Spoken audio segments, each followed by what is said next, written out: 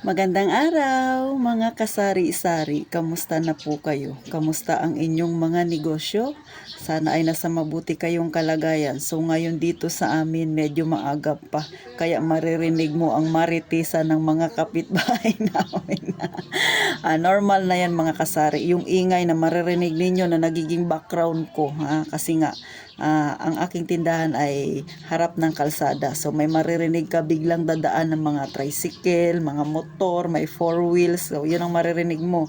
Next na maririnig mo yung ingay ng aming kapitbahay na nagpapatugtog. Mga pukpuk kasi nga merong nagpapatayo ng bahay dito sa tabis. Sa totoo lang, sa ating mga mahihirap, normal na yan yung ganyang ingay kasi nga wala naman tayong mansion para tahimik ang ating kapaligiran. O, diba? Kung mayaman sana tayo. At saka wala rin ako sa subdivision nakatira. Ang lupa namin ay normal na pang probinsya. Bagamat ito ay titulado na pero magkakadikit-dikit ang mga bahay. Kaya rinig na rinig mo ang ingay na ginagawa nila. So madako tayo ngayon dito sa amin sa Palawan. Kalakaran na nakapagsasapit ang bare months. Ewan ko ba bakit nagtitriple minsan, doble, triple minsan ang presyo ng isang paninda. Lalo na yung mga sibuyas, bawang, mas lalo na yung cabbage at saka carrots, yung mga nanggagaling pa ng ibang lugar. O diba, yung mga tinatanim sa medyo malalamig. Kasi syempre dito sa amin medyo mainit. So, medyo doble ang presyo. Tapos ang mahal-mahal katulad na lang ng patatas. Dito sa amin ay 170, 180 ang kilo. Depende sa itsura niya mga kasari. O diba? Ay naku, maloka ka sa presyo. Sa totoo lang pag ganyan, pag bare months na talaga. Mas lalo na pag December na ang mahal.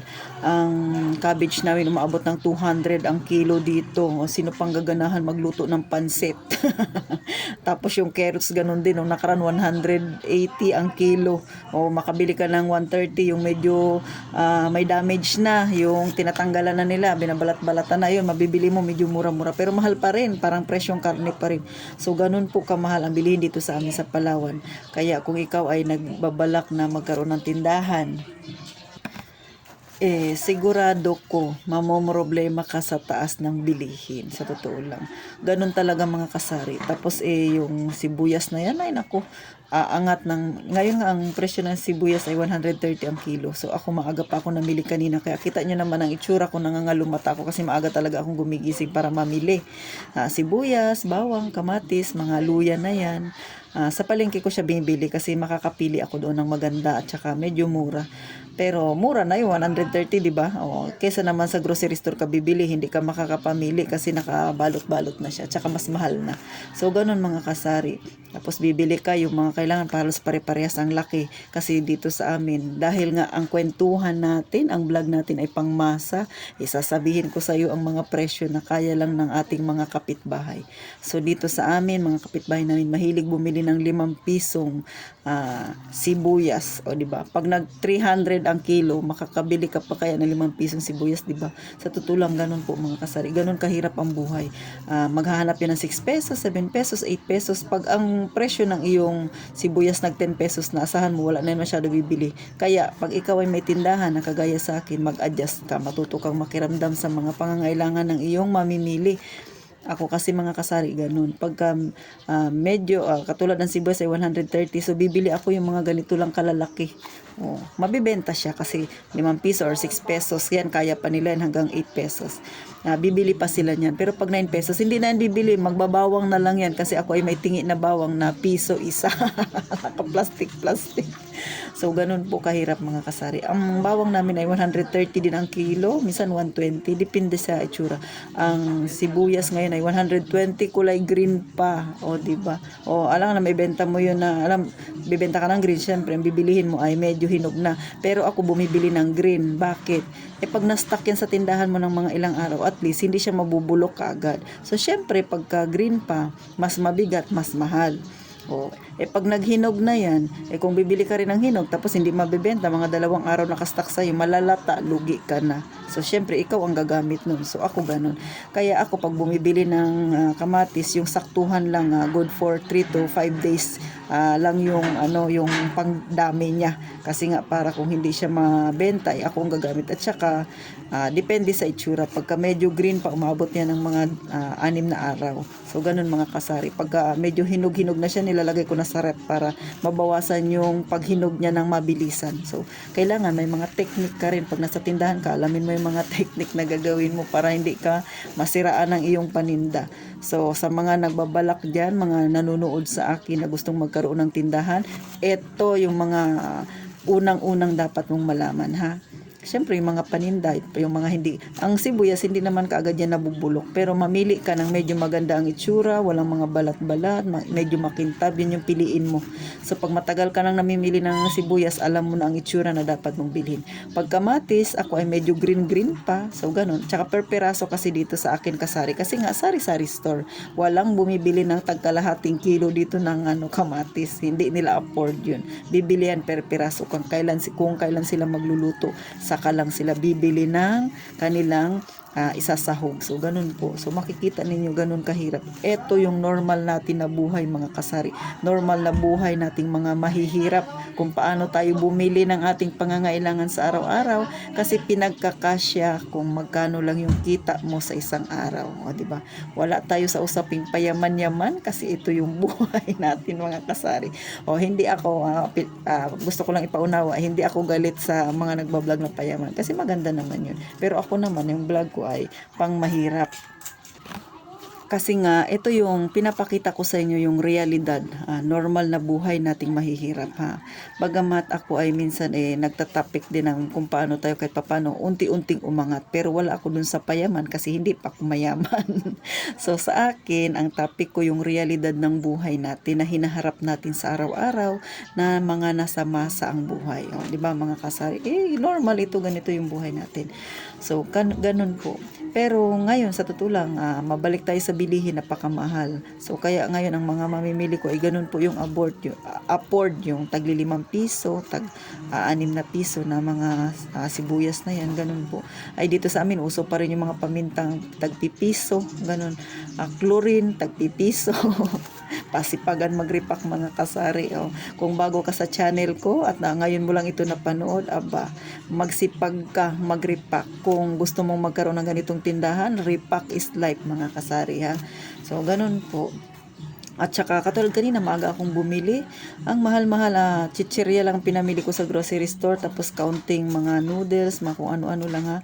Ay 3,000 na. Hiwalay pa yung presyo ng bigas. Ang bigas kasi may binibilihan talaga ako sa palengke.